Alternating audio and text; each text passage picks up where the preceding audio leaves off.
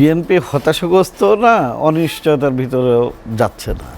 আসলে আমাদের বিজ্ঞ আলোচক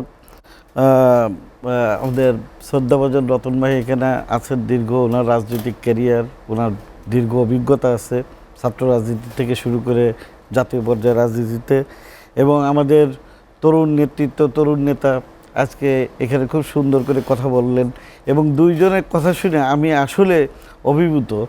এই কারণে অভিভূত, দুইজনেই আশাবাদী মানুষ এবং দুইজনেই আশা এবং প্রত্যাশা করছে। তো আসলে আমাদের যেটা যে দীর্ঘ এই যে স্বৈরাচারী শাসনের যে আপনার যে অবসান, একটি ফ্যাসিস্ট একটা সরকারের পতনের পরে বাংলাদেশের মানুষের, সারা বাংলাদেশের মানুষের বিশাল একটা প্রত্যাশার জন্ম দিয়েছিল। বাংলাদেশের আপামর জনসাধারণ আপনার এই বর্তমান যে এই ডক্টর মোহাম্মদ ইউনূস সরকার, তাকে সাধুবাদ জানিয়েছিলেন। ওয়ালটন আবারও মিলিয়নিয়ার অফারে ওয়ালটন ফ্রিজ কিনে আপনিও হয়ে যেতে পারেন মিলিয়নিয়ার। এই কারণেই জানিয়েছিলেন ডক্টর মোহাম্মদ ইউনূস সর্বজন গ্রহণযোগ্য একজন ব্যক্তি। উনি সারা বিশ্বে উনি পরিচিত একজন ব্যক্তিত্ব হিসেবে বাংলাদেশের যেই কোনো প্রান্তে বলেন না কেন, সবার ভিতরে একটা আশার আলো মনে করেন আপনার পরিলক্ষিত হয়েছিলেন, যেটা আমাদের রতন ভাইও বললেন। এবং উনিও একটা কথা বললেন যে সেই 52 আন্দোলন থেকে শুরু করে আপনার এই যে 24 পর্যন্ত যতগুলো আন্দোলন হয়েছে, তরুণ নেতৃত্ব যারা ছাত্ররাই কিন্তু এই আন্দোলনে আপনার নেতৃত্ব দিয়েছে। কিন্তু একটা কথা ভুলে গেলে চলবে না, এবার 24-এর পরটা একটু মনে হচ্ছে যে একটু ভিন্ন।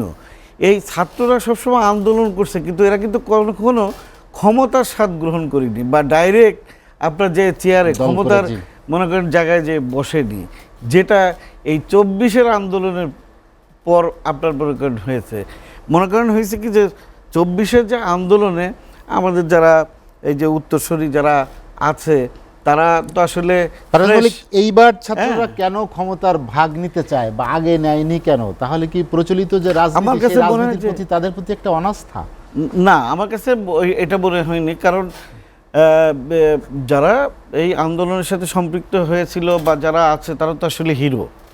এখন তারা কিভাবে চায় রাষ্ট্র কিভাবে পরিচালিত হবে, তখন একটা একটা আকাঙ্ক্ষা ছিল।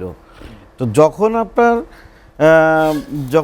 যখন আপনার চেয়ারের প্রতি, যখন আপনার ক্ষমতার প্রতি যখন মোহ জন্মিয়ে যায়, তখন হচ্ছে যে আপনার বিষয়টা আপনার প্রশ্নবিদ্ধ হয়। যেমন আমরা আশা করেছিলাম যে ডক্টর মোহাম্মদ ইউনূসের নেতৃত্বে যে সরকার গঠিত হবে, দ্রুত একটা নির্বাচনের ব্যবস্থা করবে এবং বেসিক কিছু আপনার সংস্কার, বেসিক কিছু জায়গা হাত দেবেন, হাত দিয়ে একটি রাষ্ট্র পরিচালনার জন্য সর্বোচ্চ নির্বাচন, জনগণের উপরে আপনার আস্থা রাখা। তো আপনার হচ্ছে যে বাংলাদেশ জাতীয়তাবাদী দল যেহেতু একটা বিশাল একটি দল, আরেকটি দল যেহেতু আসলে পালিয়ে গেছে, দেশে নাই, এখন সবার ভিতরে ক্ষুদ্র ক্ষুদ্র যে আপনার যে জনগোষ্ঠী আছে, যারা আমি বলবো না যে ছোট দল বলবো না, আমি বলবো যে ক্ষুদ্র কিছু গোষ্ঠী আছে, যারা আপনার এই ফ্যাসিস্ট সরকারের, এই যে শেখ হাসিনা সরকারের সুবিধাবাদী একটি অংশ যারা আছে, যারা সরকারের ভিতরে থেকে এই সরকারকে ভিন্ন খাতে আপনার পরিচালিত করছে। যেমন এই যে 9 মাসের কথা কেন মনে করেন আপনার বলা হলো, যে আপনারা জানেন যে বিএনপি থেকে আমাদের ভারপ্রাপ্ত চেয়ারম্যান দেশনায়ক তারেক রহমান সাহেব, উনি কিন্তু এই সরকারকে মানে আনকন্ডিশনাল সাপোর্ট করেছেন এবং বলেছেন যে এই সরকারকে কোনোভাবে ব্যর্থ হতে দেওয়া যাবে না।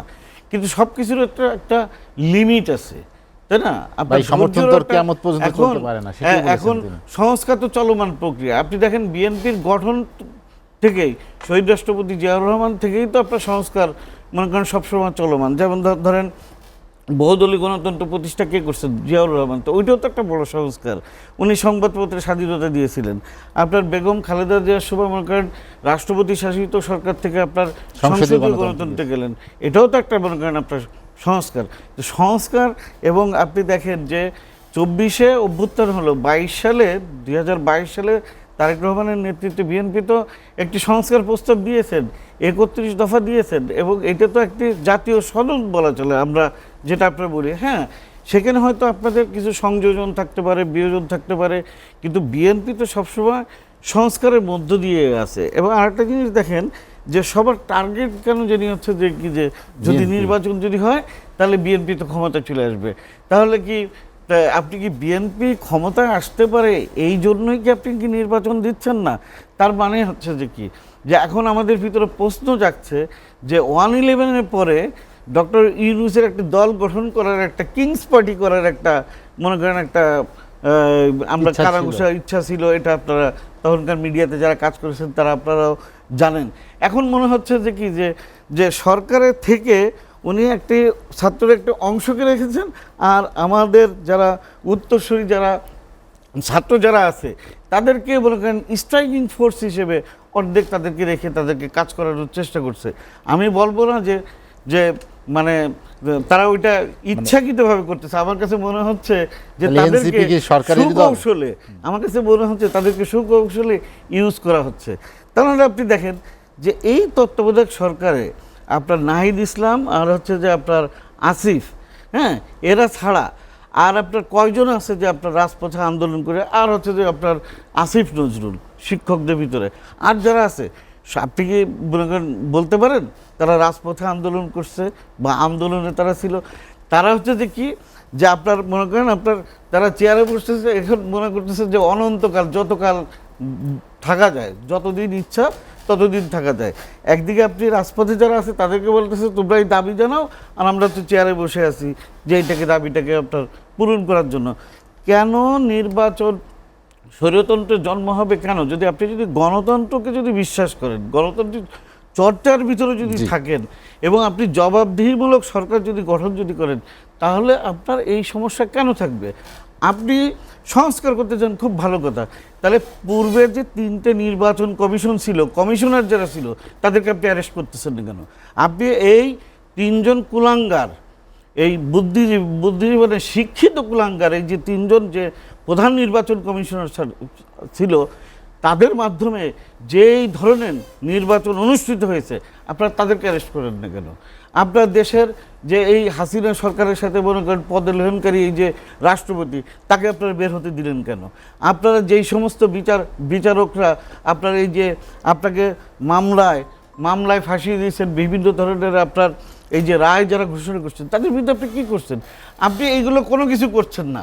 আপনার কাজই হচ্ছে এখন হচ্ছে যে কীভাবে নির্বাচনটাকে বিলম্বিত করা যায় আর কিভাবে বিএনপিকে ঠেকানো যায়। যখন আপনার ক্ষমতার প্রতি আপনার যখন লোভ চলে আসে, ঠিক আছে, তখন আপনার আর ওই নির্বাচন কেন্দ্রিক যাওয়ার কোনো সুযোগ থাকে না। এনসিপি যারা করে বা যারা এনসিপিতে যারা আছে, হ্যাঁ, তারা যোদ্ধা, তারা আমাদের মানে প্রেরণার উৎস, সবই মনে করেন আপনার ঠিক আছে, কিন্তু তারা কি একজনও এখন পর্যন্ত সুষ্ঠু একটা নির্বাচন, মানুষের যে গণতান্ত্রিক যে অধিকার, তারা তার ভোটটা কি দিতে পারেছে কোনো সময়?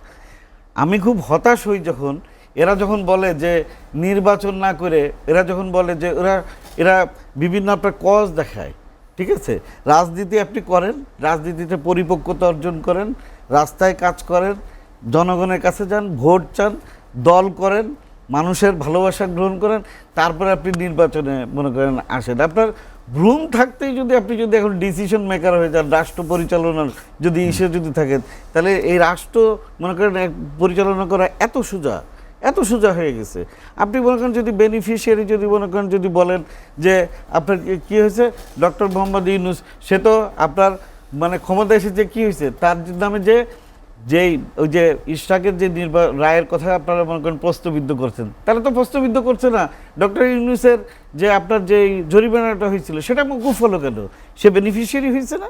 হ্যাঁ, তো এটা এক অর্থে তো উনি বেনিফিশিয়ারি হয়েছে কোন কোডের মাধ্যমে? আপনি এই জায়গার কোডের কথা আপনি বলতেছেন যে না, এই কোড দিতে মনে করেন ঠিক হচ্ছে না। যেটা আপনার পক্ষে যাচ্ছে সেটা আপনার ঠিক আছে, আর যেটা আপনার পক্ষে যাচ্ছে না সেটা আপনার ঠিক না। এটা আপনার কোনোভাবেই মনে করেন গ্রহণযোগ্য না। বিষয় হচ্ছে যে আমি বর্তমান তত্ত্বাবধায়ক সরকার যারা আছে তাদের প্রতি আমরা এখনও আস্থা রাখতে চাই, জনগণ এখনও তাদের পরে আস্থা আছে। আমরা চাই যে আগামীতে তারা দ্রুত তাদের ভিতরে শুভবুদ্ধির উদয় হবে, বাংলাদেশে একটি জাতীয় নির্বাচনের মাধ্যমে, একটি সুষ্ঠু স্বাভাবিক নির্বাচনের মাধ্যমে একটি গণতান্ত্রিক কাঠার উপর মধ্যে মনে করেন নিয়ে আসলে আমি মনে করি এটা ভালো হবে। তা না হলে ভবিষ্যতে তাদেরও কিন্তু আপনার জবাবদিহির জায়গায় চলে আসতে হবে।